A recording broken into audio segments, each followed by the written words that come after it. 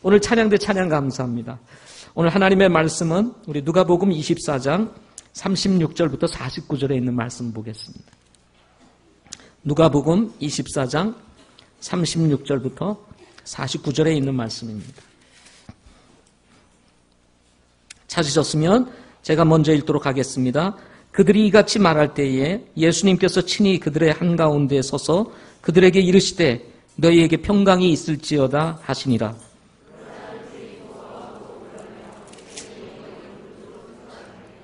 그분께서 그들에게 이르시되 너희가 어찌하여 불안해하며 어찌하여 마음속으로 염려하느냐.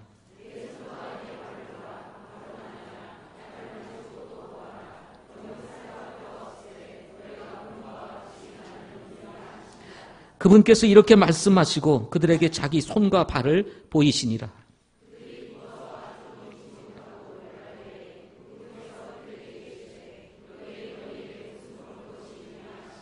그들이 구운 생선 한 토막과 벌집 한 조각을 그분께 드리매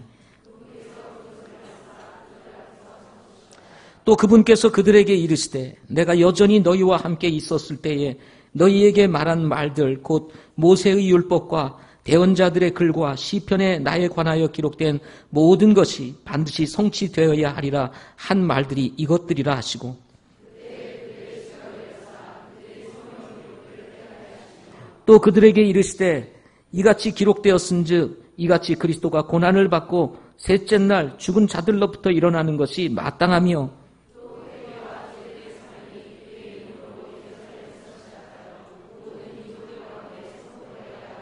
너희는 이 일들의 증인이라.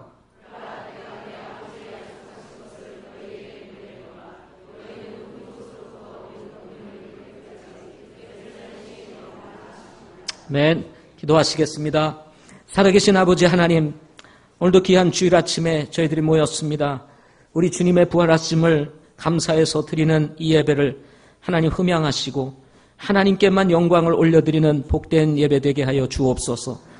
혹시 우리 가운데 아직 주님을 알지 못하시는 분이 계시다면 부활주일, 우리 주님이 부활하신 이 사실을 증거하는 이 복된 주일에 부활하신 예수 그리스도를 만나 구원받고 변화되는 귀한 역사가 있게 하여 주시옵소서. 우리 사랑하는 성도들 주님 붙들어 주시고 거칠고 험한 세상 가운데 살 때에 넘어지고 쓰러질 때가 있는데 그때마다 하나님 일으켜 세워주시고 담대하게 믿음의 길을 갈 수 있도록 주님 축복하여 주시옵소서. 아버지 하나님, 오늘은 부활의 증인들이라고 하는 주제로 말씀을 전하고자 합니다. 이 시대의 부활의 증인은 예수 믿고 구원받은 사람들이라는 사실을 기억하게 하옵시고 우리 안에 있는 두려움, 우리 안에 있는 의심 떨쳐버리게 하시고 이 분명한 성경의 확신을 가지고 나아가 부활의 증인으로 예수님께서 부활하셨다고 증거할 수 있는 저희들 되게 하여 주시옵소서. 주신 말씀 축복해 주시기 원하올 때 예수님의 이름으로 기도드립니다. 아멘. 아멘. 오늘 부활주일입니다. 우리 서로 주 안에서 우리 만나 우리 성도들 서로 인사 한번 하겠습니다. 앞뒤에 계신 분들 인사 한번 하겠습니다. 예. 앞뒤에 계신 분들 인사 한번 하겠습니다. 예.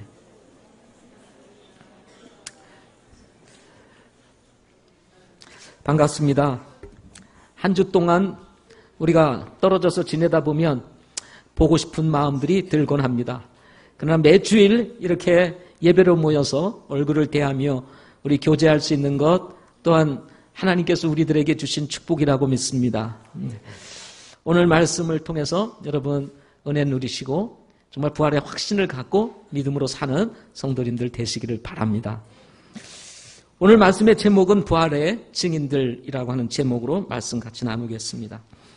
부활이라고 하는 것은 십자가에 못 박혀 죽으신 예수 그리스도가 사흘 만에 다시 살아난 일을 일컬어서 부활이라고 이렇게 이야기를 합니다. 따라서 사실은 성경 외에는 부활이라는 단어가 없습니다. 왜냐하면 부활은 성경에만 기록되어 있기 때문에 그렇습니다. 성경에 기록된 이 사건은, 이 부활 사건은 인류 역사의 가장 큰 사건이며 동시에 우리 인류에게 축복인 사건이 바로 부활 사건입니다. 예수님의 부활은 하나님의 사랑을 우리에게 확증시켜 주셨을 뿐만 아니라 예수님의 부활로 죄에 빠져 죽은 영혼들이 지옥에서 건져내어서 영원한 생명을 가지고 하나님의 나라에 들어가는 복을 허락해 주셨기 때문인 것입니다. 오늘 본문에도 이렇게 말씀을 했습니다. 46절에 보면 이같이 기록되었은즉 이같이 그리스도가 고난을 받고 셋째 날 죽은 자들로부터 일어나는 것이 마땅하며 또 회개와 죄들의 사면이 그의 이름으로 예루살렘에서 시작하여 모든 민족들 가운데 선포되어야 한다. 이렇게 말씀을 했습니다.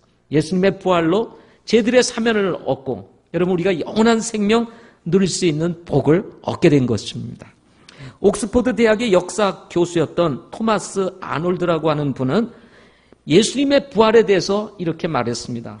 나는 여러 해 동안 과거의 역사를 연구하고 그 사실을 조사하고 이에 대하여 기록한 문헌과 유물을 고증하여 그 사실 여부를 조사하여 오는 중이다. 그런데 하나님께서 우리에게 주신 표징, 곧 그리스도가 죽으셨다가 다시 살아나셨다는 사실보다 더 분명하고 완전히 이해할 수 있는 사실을 인류 역사에서 나는 보지 못했다라고 말을 하면서 예수 그리스도의 부활은 역사적으로나 모든 측면에서 사실이라고 이 토마스 아놀드 교수는 이야기를 하고 있습니다. 하버드 대학교 법학 교수였던 시몬 그린 리프라고 하는 분은 말하기를 사복음서를 객관적 증거물로서 타당성 유무를 감안하여 철저히 평가를 거친 후 다음과 같이 결론을 내렸다.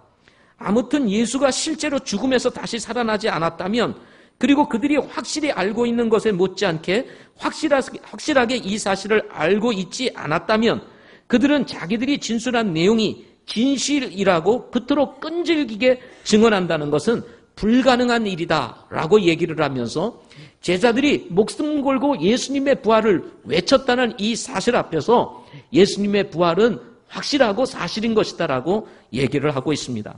이렇게 말했던 시몬 그린 리프 교수는 예수님의 죽음에 대하여 또 부활에 대한 증거를 8가지로 제시하고 있습니다. 첫째는 로마의 무덤 봉인이라는 것입니다. 로마 제국이 무덤에 한번 봉인을 하면 그것을 누군가 뜯으면 그것은 자살 행위와 같기 때문에 아무로 뜯을 수 있는 것이 아니라는 것입니다. 그런데 예수님이 부활하심으로 이 문이 열린 거예요. 봉인된 문이 열린 거예요. 이것은 부활이 아니고서는 불가능하다는 얘기입니다. 또 두 번째 증거는 빈 무덤이라는 것입니다. 유대교는 사도들의 교리를 막으려고 예수님의 시체를, 부활하신 예수님의 시체, 제자들이 훔쳐갔다고 얘기를 했잖아요. 이 시체를 찾으려고 노력했지만 백방 찾아봤지만 예수님의 시체를 끝내 발견하지 못했습니다. 왜 그랬을까요? 예수님은 부활하셨기 때문이었습니다. 세 번째 증거는 무거운 무덤 뚜껑이라고 이야기를 합니다. 당시 근동에서 사용하던 돌무덤의 뚜껑은 1.3ton에서 1.8ton에 이르렀다고 합니다. 무덤 뚜껑은 무덤 입구에 파놓은 홈에 굴려 넣기 때문에 한번 입구를 딱 막으면 다시 열기 힘들다고 합니다. 돌을 이동시키려면 적어도 장정 20명의 사람들이 와서 밀어야만 이 돌이 움직일 수 있다고 합니다. 당시의 상황에서 이 무덤 뚜껑을 누군가 와서 연다는 것 자체는 불가능하다는 얘기입니다. 따라서 예수님의 부활은 사실이라는 것입니다. 또 파수꾼이 그 증거라는 것입니다. 유대인 성전 수비대는 총 270명으로 조별로 10명에서 27명씩 경비를 세웠다고 합니다.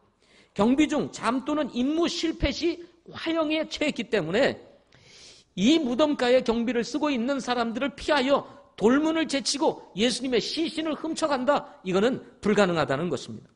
로마 경비대는 16명이 한조가 되어서 4명이 경비를 서는 동안 나머지 12명은 반원으로 둘러서 잠을 잤다고 합니다. 이처럼 많은 파수꾼을 속이거나 포섭을 해서 시신을 훔쳐간다. 그래서 예수님의 부활을 조작하는 것은 거의 불가능하다는 얘기입니다. 그런가 하면 정돈된 수건과 아마포가 그 증거라고 말을 합니다. 제자들이 만일 예수님의 시신을 훔쳐갔다면 훔쳐가는 과정 속에서 예수님의 그 머리에 둘었던 수건과 몸을 쌌던 이 아마포를 그냥 차곡하게 이렇게 아주 가지런히 이렇게 놓고 갈 수 있겠느냐? 없다는 것입니다. 뿐만 아니라 다양한 목격자들이 있다는 것입니다. 고린도전서 15장에 보면은 예수님의 부활을 목격한 사람들에 대한 이야기가 나옵니다. 12명의 제자들뿐만 아니라 사도 바울, 그리고 야고보, 그리고 500여 명의 형제들이 예수님의 부활을 목격했다고 얘기를 합니다. 3명의 증인만 있어도 법적으로 이게 합당한 증인이 되는데 500여 명의 형제들이 예수님의 부활을 목격했다고 한다면 이는 뭐 더 이상 말할 것이 없다는 것입니다. 그런가 하면 처음 목격자들은 여자들이었다고 성경은 얘기를 합니다. 여자들은 법정에서 증인으로 설 수 없었다고 합니다. 실제 있었던 사실을 그대로 기록하므로 후에 이단들에게 조롱을 받기도 했다고 합니다. 대중을 설득할 목적이었다면 남성 제자들을 예수님의 부활을 목격했다고 기록했어야 더 합리적이었을 것이라고 말하는 것입니다. 그러나 성경은 그런 합리성을 떠나서 그것이 법적으로 증인이 되든 안 되든 상관없이 예수님의 부활을 첫 목격한 여인들의 이야기를 기록하고 있다는 것입니다. 그런가 하면 마지막 여덟 번째는 제자들의 삶의 변화라는 것입니다. 예수님을 버리고 도망갔던 제자들이 예수님이 부활하신 이후, 예수님의 부활을 목격한 이후에 모두 목숨을 걸고 부활의 증인이 되었습니다. 당시 제자들이 예수님의 부활을 전하게 되었을 때 결과는 사회적인 멸시, 그리고 십자가형, 그리고 돌팔매형, 그리고 창으로 찔리고 태형을 받고 또 투기장에 끌려가게 되는 일들이 있었다고 합니다. 그럼에도 불구하고 그들은 전혀 그런 것들을 두려워하지 아니하고 예수님이 부활하셨다고 증거했다는 사실인 것입니다. 이렇게 예수님의 부활은 역사적으로나 시대적으로나 상황적으로나 부인할 수 없는 사실이라는 것입니다. 그렇다면 예수님의 부활을 다루고 있는 본문 말씀을 통해서 하나님께서 우리에게 전하시고자 하시는 메시지는 과연 무엇일까요? 오늘 말씀을 통해서 3가지로 살펴보고자 합니다. 첫째는 예수님의 부활은 두려움을 몰아내었다 하는 것입니다. 37절 말씀을 같이 한번 읽어보도록 하겠습니다. 37절 같이 읽어보겠습니다. 시작. 그러나 그들이 무서워하고 놀라며 자기들이 영을 본 줄로 생각하며 라고 말씀을 기록하고 있습니다. 예수님의 제자들은 예수님의 십자가 사건 이후로 그들은 두렵고 떨리는 심정으로 그리고 실망감을 감추지 못하고 모두 고향으로 돌아가게 됩니다. 죽기까지 예수님을 따르겠다고 고백했던 제자 베드로마저도 당신도 그의 제자가 아니냐라고 하는 한 계집종의 질문에 당혹감을 감추지 못하고 자신의 안위를 위해 예수님을 부인하고 그리고는 떠나가고 말았습니다. 예루살렘에서 12km 떨어진 엠마오로 내려가던 두 제자들도 예수님께서 십자가에 죽으셨다가 부활하셨다는 소식을 이미 전해 들었음에도 불구하고 예수님을 따르던 길에서 벗어나 엠마오로 내려가고 있었습니다.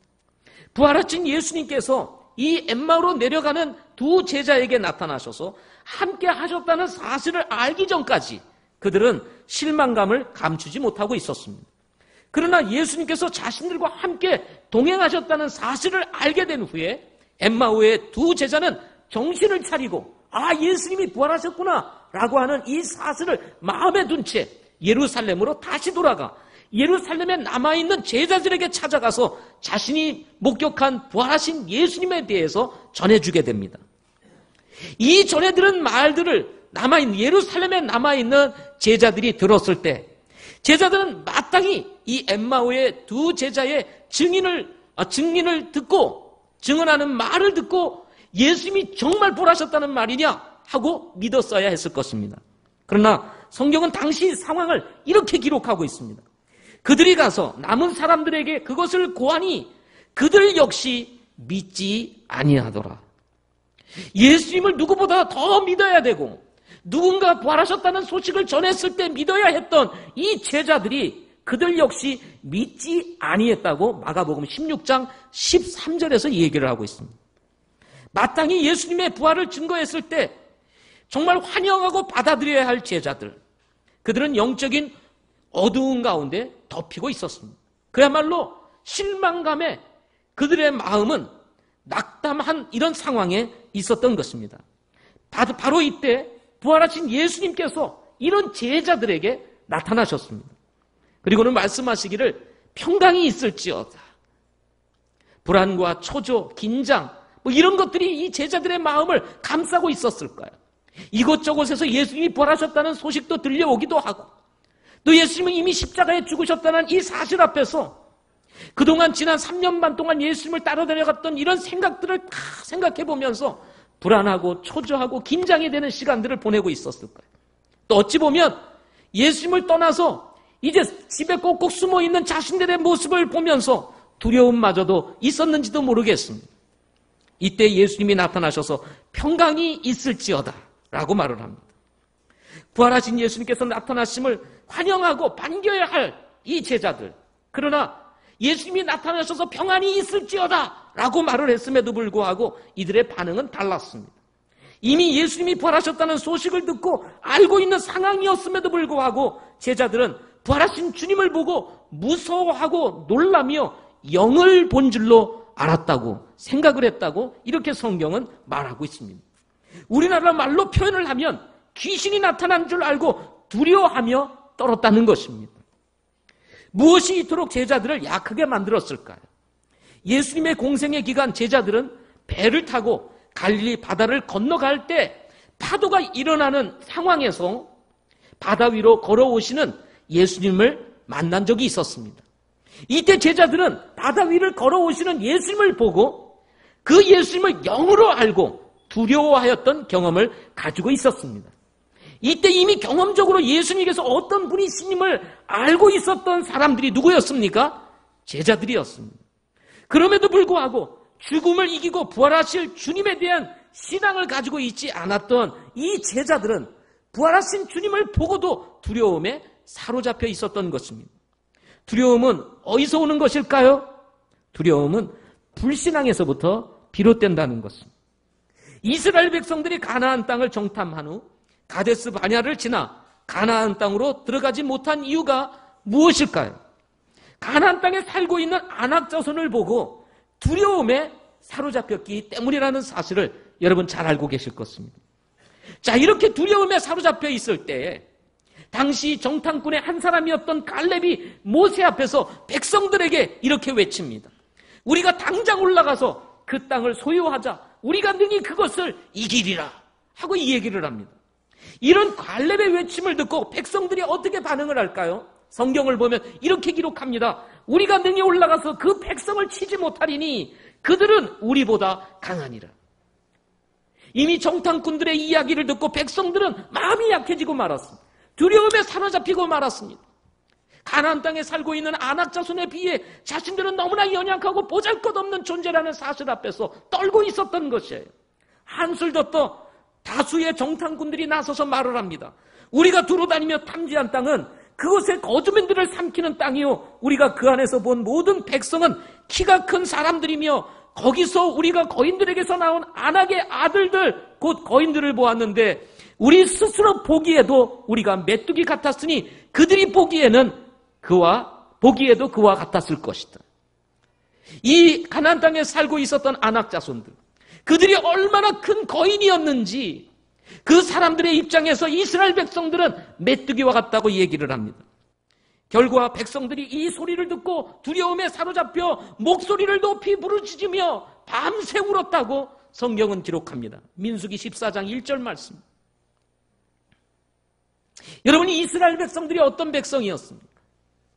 바로에게서 나와 홍해를 건너 시내산에 이르는 과정 속에서 하나님께서 그 엄청난 이스라엘 백성들을 바로의 손에서 건져내시는 하나님 아니십니까? 이스라엘 백성들이 이제 하나님의 모세의 인도를 따라서 이제 이집트를 나와가지고 하나님이 지시한 땅으로 가는 과정 속에서 먹을 것이 없을 때 하나님께서 그들에게 만나를 내리십니다. 홍해가 앞에 가로막고 있었을 때 하나님은 놀라운 능력으로 홍해를 가르사 마른 땅같이 그 홍해를 건너가게 하시는 그 놀라우신 하나님을 경험했던 백성들, 그 백성들이 누구였습니까? 이스라엘 백성들이었습니다. 그뿐만 아닙니다. 따르는 반석을 통해서 물을 내시고 불기둥과 구름기둥으로 이스라엘 백성들을 인도해 가시는 분이 누구셨어요? 하나님이셨습니다. 그 하나님을 바로 지금도 경험하고 있었습니다.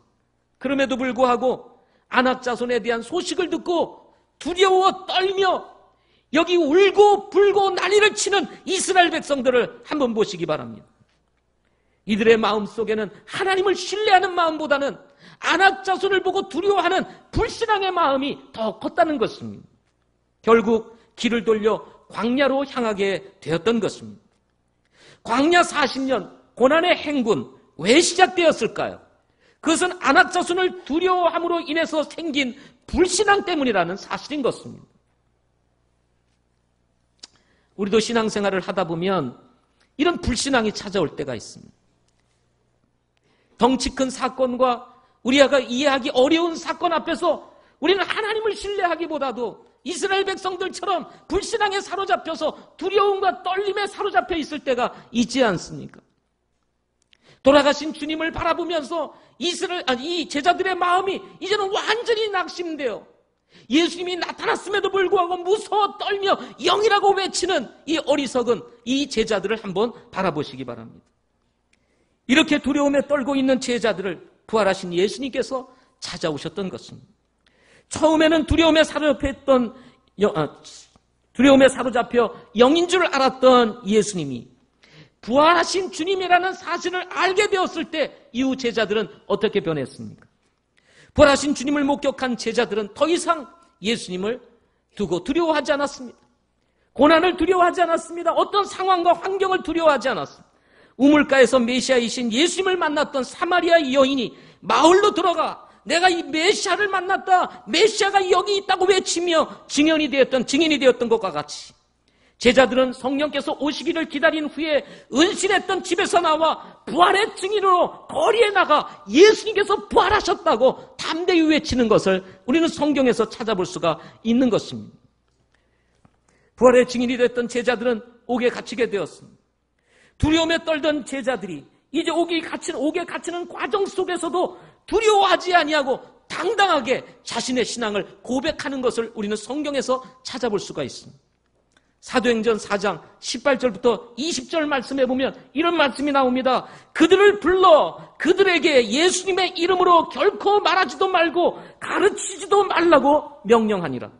그러나 베드로와 요한이 그들에게 응답하여 이르되 너희 말 듣는 것이 하나님의 말씀을 듣는 것보다 하나님의 눈앞에서 옳은지 너희가 판단하라.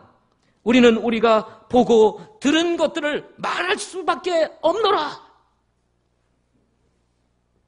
다시 옥에 갇히고 다시 매를 맞고 그리고 다시 어떤 일이 벌어질지 알 수 없는 상황 속에서 그들은 부활하신 예수님에 대한 확신을 가지고 더 이상 예수님에 대해서 말하지 마라, 가르치지 말라고 하는 위의 세상의 권세들을 향해서 말하기를 우리는 우리가 보고 들은 것을 말할 수밖에 없다고 담대히 외치고 있는 이 베드로, 요한을 우리는 성경에서 찾아볼 수 있게 되는 것입니다. 사랑하는 성도 여러분, 때로 우리는 믿음 생활을 하면서도 이런 무서움과 두려움에 사로잡힐 때가 있습니다. 그러나 여러분 기억하십시오. 주님은 부활하셨습니다. 더 이상 두려워하지 마시기 바랍니다. 이런 믿음과 담대함이 우리 모두에게 있어서 베드로와 요한같이 부활하신 예수님에 대해서 담대히 증언하는 저와 여러분들이 되기를 바랍니다. 복음을 전하다 보면 여러분 마음속에 두려움이 있을 때가 있지 않으세요? 떨림이 있을 때가 있지 않으세요? 마치 주님이 부활하지 않은 것처럼 없는 얘기를 하는 것처럼 마음속에 두려움이 여러분 있어서 말해야 됨에도 불구하고 증언해야 됨에도 불구하고 입을 열지 못할 때가 있지 않으세요? 여러분 주님은 부활하셨습니다. 이 사실을 믿고 담대히 증거할 수 있는 저와 여러분들이 되기를 바랍니다. 두 번째, 예수님의 부활은 의심을 몰아내었습니다. 그리스도인의 삶을 위협하는 또 다른 적은 의심입니다. 의심은 항상 꼬리를 물고 따라다닙니다. 38절에서 부활하신 예수님께서 제자들에게 나타나셔서 무서워 떨고 있는 제자들에게 너희가 어찌하여 불안해하며 어찌하여 마음속으로 염려하느냐라고 말씀하시고 계십니다. 그리고는 못자국 난 손과 발을 보여주시며 말씀하시기를 나를 만지고 또 보아라. 영은 살과 뼈가 없으되 너희가 보는 바와 같이 나는 있느니라 하고 말씀하시면서 예수님 자신이 부활하심을 제자들에게 보여주고 계시는 것을 보게 됩니다. 선명한 못자국, 손과 발에 나 있는 예수님의 그 선명한 못자국을 제자들에게 보여주셨던 것입니다. 그럼에도 불구하고 성경은 이렇게 기록합니다. 제자들은 기뻐하면서 믿지 못하고 있었다고 말입니다. 41절 말씀은 제자들의 부정적인 신앙만을 강조하는 것만은 아닙니다. 예수님의 부활 사건 자체가 너무나 신기하고 놀라운 사건이었기 때문에 한편으로는 기쁘면서도 상상할 수 없는 일이 현실로 드러나므로 믿을 수 없었다고 표현함으로써 부활하신 예수님을 만난 기쁨을 극대화시키기 위한 그런 표현일 수도 있습니다. 그러나 이 과정에서 우리가 주목해야 할 것이 있습니다. 예수님은 십자가에 돌아가시기 전에 제자들에게 자신이 고난을 받으시고 죽으셨다가 3일 만에 다시 살아날 것이라는 사실을 말해 주었습니다. 그러나 문제는 예수님의 말씀과 달리 제자들은 이미 부활하셨음에도 불구하고 예수님의 부활을 받아들이지 않고 있었다는 것입니다. 이와 같이 우리의 신앙과 실천은 서로 다를 수 있다는 것입니다. 우리들이 고민해야 할 것은 아는 것과 실천 사이에는 늘 갈등이 있다는 것입니다. 이런 갈등을 가진 사람들의 특징은 경험을 하지 않고서는 잘 믿으려 하지 않는다는 것입니다. 이런 사람 중에 한 사람이 바로 도마였던 것입니다. 예수님의 부활을 두고 의심했던 도마. 그는 10명의 제자들이 부활하신 주님을 만났을 때 그 자리에 있지 않았습니다. 예수님을 만났던 10명의 제자들이 하나같이 부활하신 예수님을 만났다고 증거하였음에도 불구하고 자신이 직접 경험하지 않고서는 믿을 수 없다고 말을 합니다. 의심 많은 제자, 이 도마의 모습이 우리의 모습은 아닐까요? 의심은 똑똑한 것이 아닙니다. 의심은 두려움과 같이 또 다른 불신앙인 것입니다. 예수님은 의심 많은 도마를 만났을 때 다음과 같이 책망을 합니다. 의심하지 않고 믿었으면 더 좋았을 것을 내가 보지 않고 믿을 수는 없었더냐? 믿음이 적은 자야 라고 말씀하십니다. 기쁨과 믿지 아니함, 이것은 의심의 또 다른 형태인 것입니다. 하나님께서 야고보서 1장 8절에서 이런 의심의 형태를 두고 두 마음을 품은 사람이라고 말씀하고 있습니다. 이어서 두 마음을 품은 사람은 모든 길에서 안정이 없다. 여러분, 신앙생활하면서 정말 안정된 신앙생활 하지 못하고 흔들리는 사람들 왜 그런 줄 아세요? 하나님에 대한, 우리가 믿는 신앙에 대한 의심이 있기 때문에 그렇습니다. 믿는다고 하면서도 의심이 있는 거예요. 때로는 기쁘면서도 마음속에 의심이 있는 거예요. 믿지 못하는 마음이 있는 것입니다. 이 두 마음 사이에서 늘 갈등이 있는 거예요. 그래서 안정감이 없게 마련인 것입니다. 이런 사람을 야고보서 1장 8절 이후로 계속 읽어보면 바람에 밀려 요동하는 바닷 물결과 같다라고 얘기를 했습니다. 성도들의 신앙이 출렁거리는 이유가 무엇일까? 우리가 믿음의 길을 가면서 흔들리는 이유가 무엇일까요? 그것은 우리 그리스도인의 삶의 중심에 하나님을 의심하는 마음이 있기 때문이 아닐까요? 하나님을 믿는다고 하면서 찬양을 하면서 때로는 기뻐하지만 그럼에도 불구하고 정말 중요한 때에 하나님을 신뢰하지 못한 채 의심하고 있지는 않습니까? 누군가 이런 말을 남겼습니다. 의심은 인간의 마음속에 있는 지옥이다. 믿음은 바라는 것들의 실체요 보이지 않는 것들의 증거라고 했습니다. 믿음의 삶에서 의심은 반드시 몰아내야 할 우리의 적인 것입니다. 그러나 기쁨과 불신 사이에서 머물러 있는 제자들을 위해 구운 생선과 벌집 한 조각을 드시면서까지 의심하는 제자들의 신앙을 세우고자 하셨던 부활하신 주님의 그 친절한 행위는 의심하는 제자들의 불신앙을 몰아내는 계기가 되었다는 것입니다. 의심할 여지가 없는 예수님의 부활을 앞에 두고 혹시 여전히 의심하고 있는 분들은 계시지 않습니까? 오늘도 주님은 오늘 말씀을 통해서 나는 부활했다고 제자들에게 알려주시고 계시는 것처럼 예수님의 부활은 이렇게 확실하고 분명한 사실임에도 불구하고 여전히 의심하고 계시는 분들은 계시지 않느냐는 것입니다. 예수님은 오늘 말씀을 통해서 자신이 부활하셨다는 사실을 여전히 믿지 못하고 있는 제자들에게 자신의 부활이 사실임을 확인시켜 주시고 계시는 것입니다. 이렇게 예수님께서 친히 부활하신 모습을 보여주시고 선명하게 못 박힌 손과 발 그리고 생선과 벌집을 드시면서까지 영이 아니라 부활하신 주님이심을 보여주셨음에도 불구하고 예수님의 부활을 의심한다면 그는 결국 지옥을 향해서 갈 수밖에 없을 것이라는 것입니다. 더 이상 의심할 수 없었던 제자들은 예수님의 부활을 확인한 이후 어떻게 살았습니까? 목숨을 바쳐 부활의 증인이 되었습니다. 왜냐하면 예수님의 부활은 부인할 수 없는 사실이었기 때문이었습니다. 제자들 앞에 나타난 예수님, 그리고 생선과 벌집을 먹으면서 자신은 영이 아니라 어떻게 해요? 실제 몸을 가지고 있는 분이라는 사실을 제자들에게 확인시켜 주었어요. 더 이상 부인할 수가 없었던 것입니다. 따라서 그들은 이제 부활하신 예수님을 목격한 이후에 부활에 대한 확신을 가지고 나가서 예수님은 부활하셨다라고 증거를 하였던 것입니다.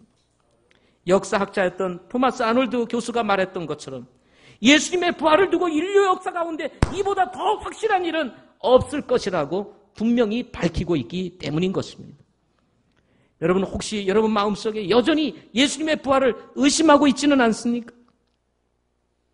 예수님을 믿는다고 하면서 의심하고 있지는 않으세요?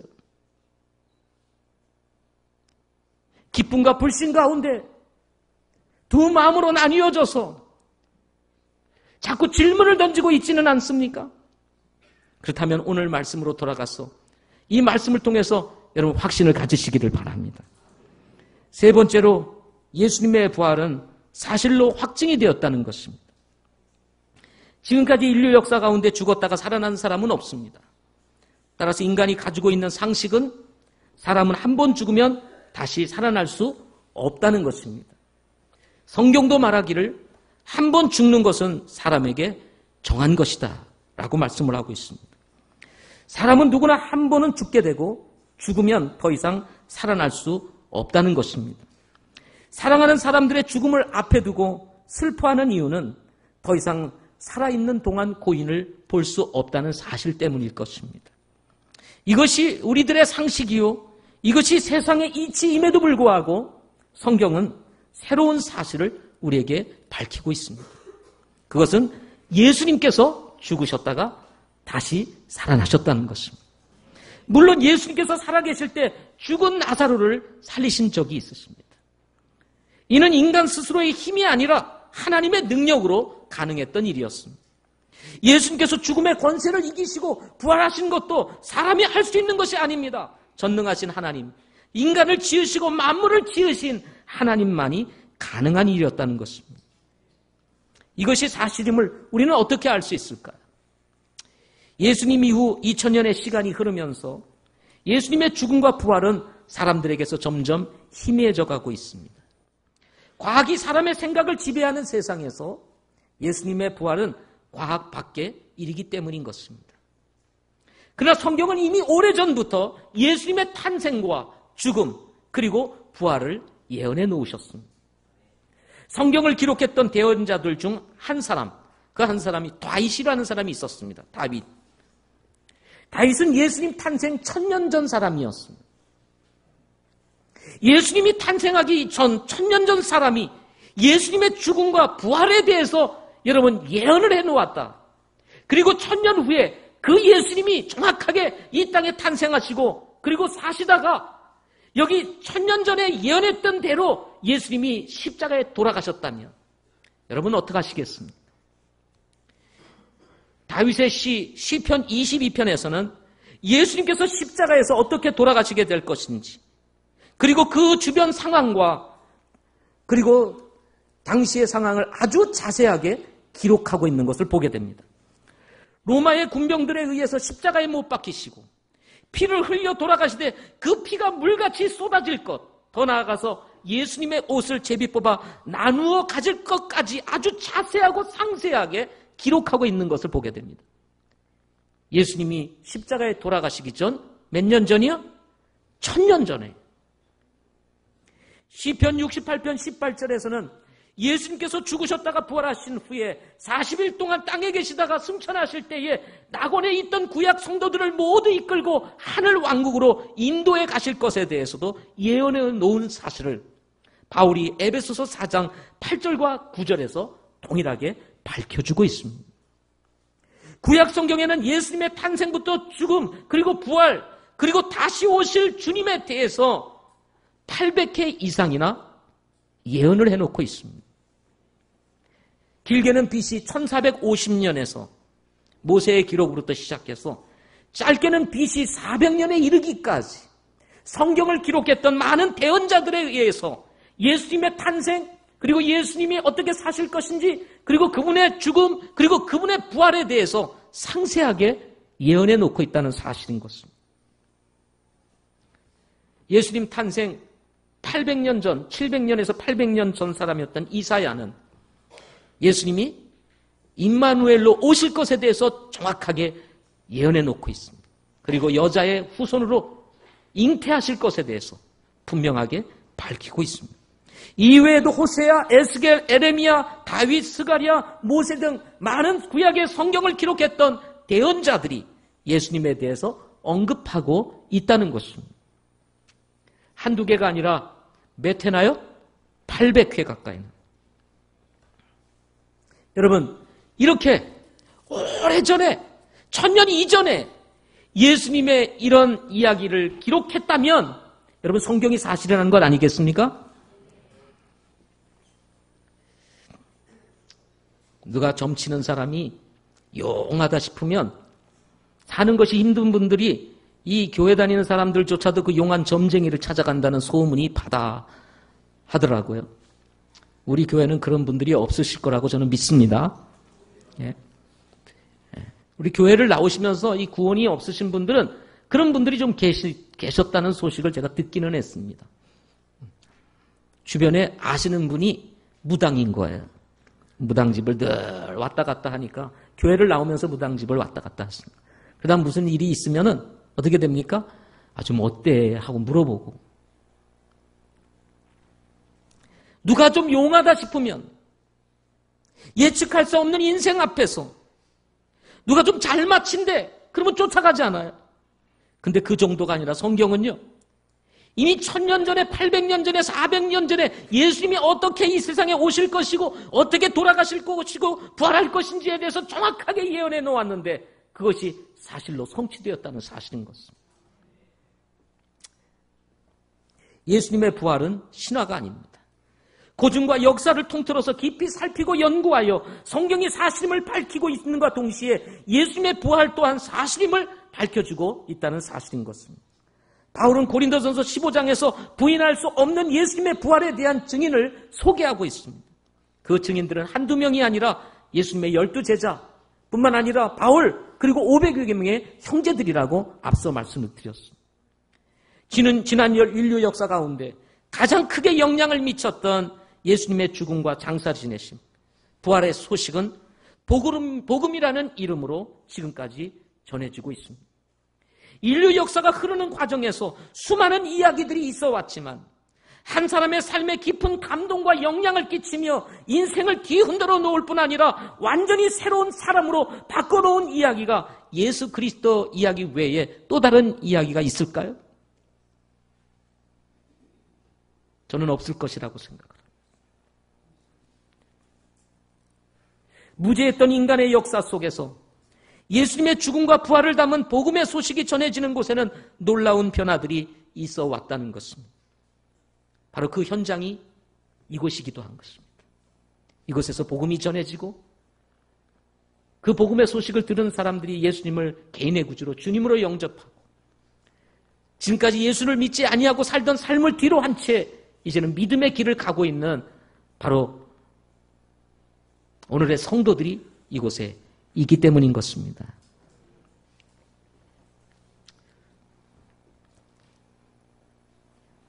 예수님께서 친히 하신 말씀을 여러분에게 드리면서 말씀을 마치고자 합니다. 요한복음 11장 25절부터 26절 말씀에 이런 말씀이 기록되어 있습니다. 나는 부활이요 생명이니 나를 믿는 자는 죽어도 살겠고 누구든지 살아서 나를 믿는 자는 결코 죽지 아니하리라. 이것을 내가 믿느냐? 여러분 믿으십니까? 여러분 믿으십니까? 나는 부활이요 생명이니 나를 믿는 자는 죽어도 살겠고 누구든지 살아서 나를 믿는 자는 결코 죽지 아니하리라. 예수님의 부활이 우리에게 가져다 주는 놀라운 축복, 그것이 무엇입니까? 주님이 부활하신 것처럼 우리도 부활하게 될 것이라는 것입니다. 저는 오늘 말씀을 마치면서 오늘 누가복음 24장 48절 말씀을 여러분에게 드리고자 합니다. 너희는 이 일들의 증인이라. 이 세상에서 유일하게 예수 그리스도께서 부활하셨다는 사실을 믿는 사람들은 바로 저와 여러분이기 때문에 그렇습니다. 수많은 사람들이 부활이 있는지 없는지조차 알지 못한 채 예수님을 믿지 않고 살아가고 있습니다. 저들은 지금 지옥을 향해서 가고 있습니다. 어둠을 향해서 가고 있습니다. 죽음을 향해서 가고 있습니다. 오늘 말씀처럼 나는 부활이요 생명이니 나를 믿는 자는 죽어도 살겠다고 하는 이 사실을 알지 못한 채 죽음을 향해 가고 있는 저 수많은 영혼들을 향하여 예수님이 다시 살아나셨다고, 그분을 믿기만 하면 우리도 살 수 있다라고 하는 이 사실을 증거할 수 있는 유일한 사람들, 그 사람들이 바로 저와 여러분들인 것입니다. 예수 믿는 것이 점점 어려워지는 시대에 살아가고 있습니다. 복음을 전하는 것조차 어려운 시대에 우리는 살아가고 있습니다. 예수님이라는 이름을 꺼내기조차 쉽지 않은 시대에 살아가고 있습니다. 사람들의 마음은 하나님에게서부터 점점 멀어져 가고 있습니다. 기독교의 신앙은 점점 한국에서 축소되어져 가고 있습니다. 예수님의 부활의 능력은 점점 약한 것처럼 보여지고 있는 이런 상황 속에 있습니다. 이럴 때 우리에게 필요한 것은 예수님은 부활하셨다라고 증거할 수 있는 증인들의 그런 삶이 필요한 것입니다. 우리에겐 지금 용기가 필요해요. 담대함이 필요합니다.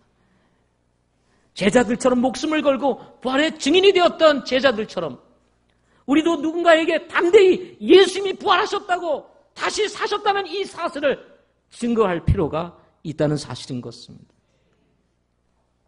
그러나 여전히 우리 마음속에 뭐가 있어요? 두려움이 있습니다.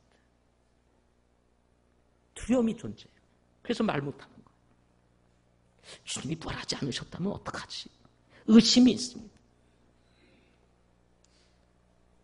헛질하는 거 아니에요.